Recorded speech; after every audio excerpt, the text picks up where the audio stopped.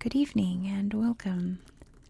Tonight we will be going over the history and geography of Ayeyarwady in Myanmar.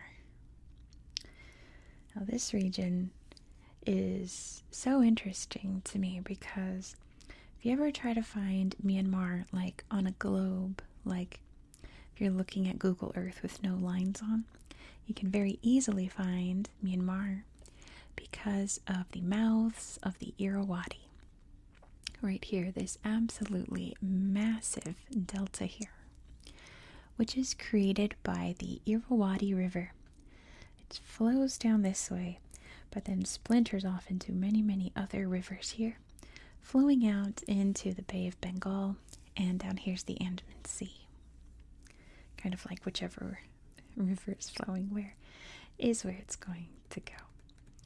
It's a very, very distinctive part of Myanmar here, the mouths, the Ayeyarwady, one of the world's largest river delta systems next to the Ganges and the Nile, which aren't too far away from here. The Ganges, at least, is not too far away from here. Now, this area is also kind of interesting because Yangon is just right over here, the largest city in Myanmar. So all of the major population areas are over here. All of this here is mostly rural. It is mostly farmland. And of course, since we are in Southeast Asia and we're along the river here, they're farming rice. There's many other things that are farmed here, but I would say probably good 80% of it is rice. Lots and lots of rice paddies along here. The largest city in the region is Patin, right here, which is, like I said, Yangon's literally right here. A very huge city, so, I'd say it's the largest city, but it's not terribly big. But it's the biggest in the area. The Arakan Mountains come down here along the coast, and they kind of dip into the region, right? Or like around here. But like you wouldn't really call this region mountainous, right? This is the lowland river delta system for the most part. Very wet and boggy. You can see all the wet and boggy lines here. This is the crease of my book here, the spine of the book. So just ignore that. Pretend it's not there. We can go like this. That doesn't help. Very, very wet and boggy, as you can see. Perfect for rice farming. Patin is also really known for its parasol making, which is like a fancy sun umbrella. Very old craft that still persists in the area today. So in terms of history, I didn't really find many details. I found a lot of general history. So I will tell you what general history I can find was that this area for a long time was part of various Mon kingdoms. For a very, very long time. And I believe, like, technically the other kingdoms that would come into the area were technically Mon kingdoms as well, but far more powerful and very much associated with, like, Burmese culture. Which, side note, Burmese is a bit hard to pinpoint because there are hundreds of different cultures and nationalities in Myanmar. So saying something is Burmese is kind of saying like something's American, because it's an amalgamation of so many different cultures. Mon being one of them. So what we do know is that this area became part of the Pagan kingdom, conquered by the great king Anahuata.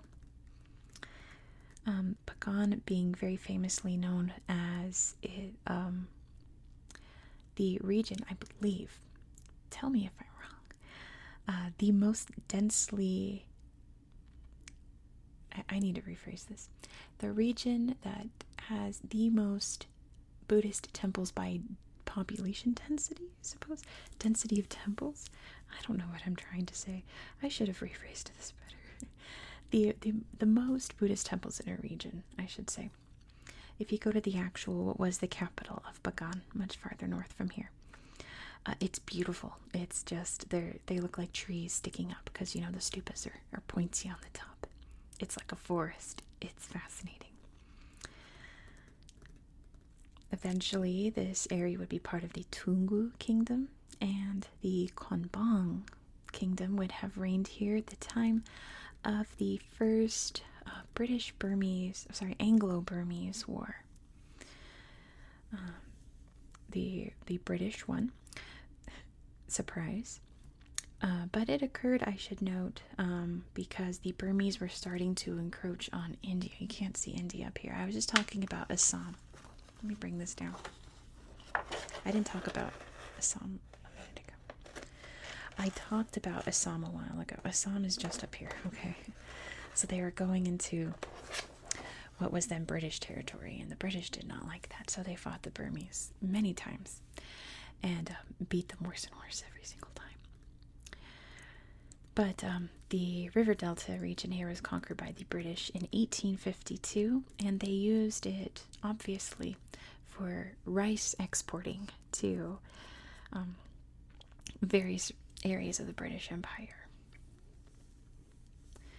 And then obviously it remained so until independence in the 1950s, I want to say. I know Britain didn't want to let this colony go after World War II because it made them a lot of money. But the biggest piece of news out of this region in particular, not just Myanmar's history, just this region, was Cyclone Nargis, I believe is how you say it, in 2008. Very much devastated the region here, because you can imagine it's very, very lowland already, having a huge cyclone coming in, a huge storm surge, flooding, monsoon rains, of course.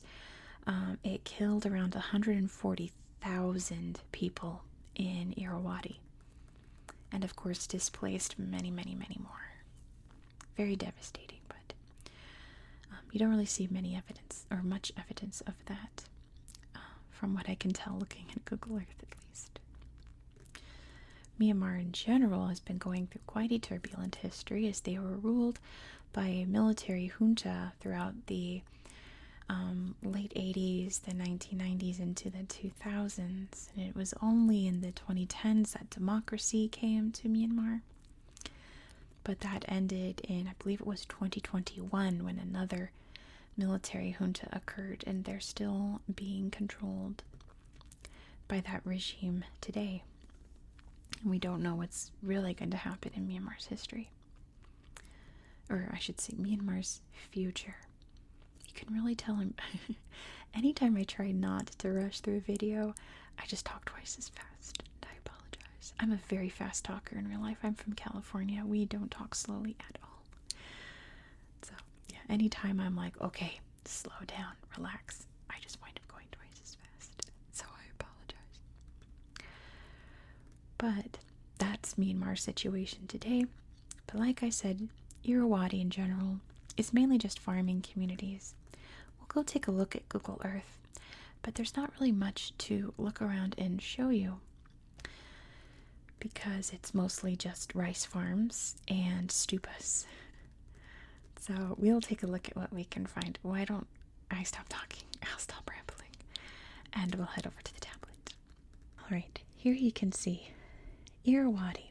If you're wondering about the spelling, because normally Ayeyarwady is spelled Irrawady, it's because after independence, they changed all the names from the British names to Burmese names. So you might have heard Rangoon, if you know crab rangoons, right? That was this city. It's now called Yangon, because that's the Burmese pronunciation. So they put it in the more correct, I guess, spelling. Like, that is the politically correct way to spell Ayeyarwady, but seeing it spelled the other way, it's not terribly offensive. Not like saying Rangoon instead of Yangon. So why don't we start by zooming out so we can see where we are in the world. So like I said, if you're ever just looking at a world globe, no labels, and you want to find Myanmar, you just look for this. Let me turn this off real quick. Boom, boom. Go away. Thank you. There's the world. You can see India right here. And the rest of Southeast Asia, Thailand, Vietnam, etc. You just gotta look for this river delta and you'll find Myanmar. Very easy to spot on a globe. So why don't we start off in Patin? Patin? It's really hard to pronounce. Let's take a look. Here you can see a beautiful golden stupa there. Of course, Buddhism is like, I want to say over 90% of the people here practice Buddhism. Man, I'm just stumbling on all my words today.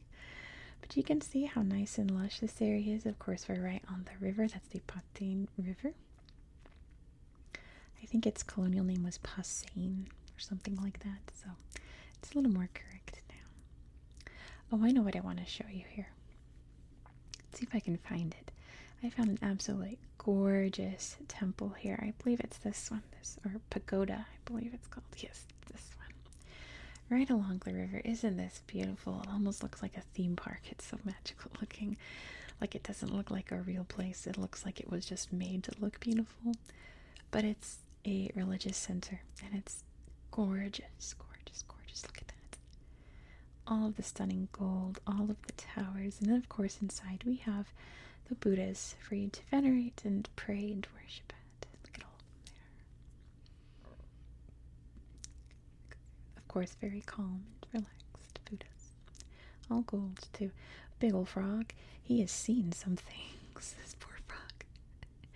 Look at these Buddhas. Perfectly shining gold. Interesting, isn't it? Big hall there for you to leave offerings, all lit up at night. It is so gorgeous. There are lots of pagodas and stupas, things to see. Look at all these Buddhas. And they all have food. It must be offering time.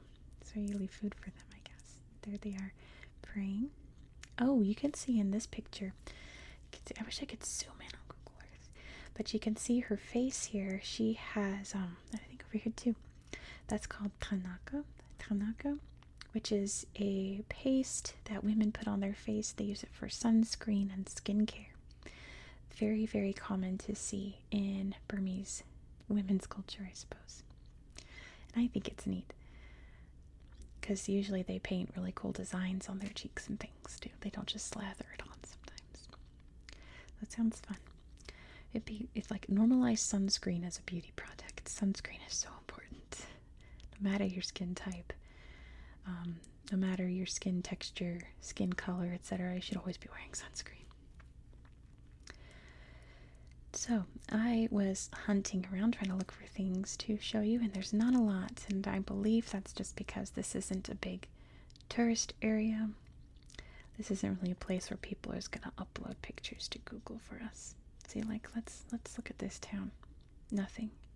Shwebangon. Look at this town. Aingzok, I think, nothing. But look at the big Ayeyarwady River. Oh, I think here you can see it spelled the way I was talking about. Ayeyarwady. Looks like it might have some pictures. Oh, it does. Oh, that's fun. 3 pictures of people. Yeah, not a lot to see here. What's that? Memorial Park. Oh, wow, look at this. Wow, what an incredible statue there. Oh, this is fun. Oh, wow, beautiful. Big forested area. There's a big market. Buy some vegetables. There's a doggo. Yeah, pretty cool. That's neat. I knew I would find something when I'm on camera, and of course not when I'm off camera, so I could find things to show you, but you can see just how much the Ayeyarwady River dominates the whole landscape here, right? It forks off all down here. So neat. Creating all this nice flat fertile wetland for farming rice. But if you zoom around, you see it's mostly, at least Google Earth, of course it's not doing it, there we go, is highlighting temples But then it also shows a couple of monasteries. There's a mosque. Before, like, a lot of churches were popping up, but I think I have to be in the right area, right? Buddhist temple. So it's showing me lots of cool religious sites, but yeah, nothing too exciting to show you guys, to be honest. It is a nice, cool slideshow. I'll show you up here, and I'll probably end it here. Here's a reserved forest, which also doesn't have any pictures, probably because it's a reserve and they just don't let people in there, maybe. But this, the Rakhine Yoma Wildlife, is a beautiful slideshow, so we'll look in here and check it out. So you can see some of the cool mountain landscape bamboo forest here. He looks very proud of himself. It's showing off this billboard with all the different animals you can see, including sun bears, which is probably my favorite bear next to polar bears. I love sun bears. This guy's very excited. Oh, look at all these people on the bridge waving at the camera. Out hiking, out by the river, probably cooling off because I bet you this place is humid AF. Can you imagine? There's a little stupa there. But yeah, gorgeous, gorgeous place. I bet you can find all kinds of interesting sights to see in a place like this. Look at these old stone Buddhas. Stuff like this. Just stumbling across this in the woods. Wouldn't that be kind of magical? Almost a little eerie because it makes you think, what was here before? You know, someone placed this here for a reason very specific. Kind of makes you wonder. But I think that's about it. If anyone else wants to try to comb this area to find cool things on Google Earth, let me know in the comments what you find. Or if anyone is Burmese or has been to this area and can tell us some cool things about this region that I couldn't find in my research, please do down in the comments. I would appreciate that very, very, very, very much. But with that being said, I'm going to end the video here. So thank you so much for watching. If you enjoyed this style of content, please consider subscribing. This is an ongoing series on my channel where we go to every region of the world. Next, we're going to be heading over to Chile, where we're going to see some of Chile's fjords. Only a handful of countries in the world have fjords. I think this didn't have pictures either. No. And Chile is one of them. There's New Zealand. Of course, there's Norway and Sweden. I think that's it. Maybe Canada. I think Canada has fjords, right? Not a lot of countries have fjords, so we're going to see Chile's fjords, and they're absolutely gorgeous. You don't want to miss it. Be sure to subscribe so you won't miss out. I hope that you found this video to be relaxing and educational, and I hope that you have a good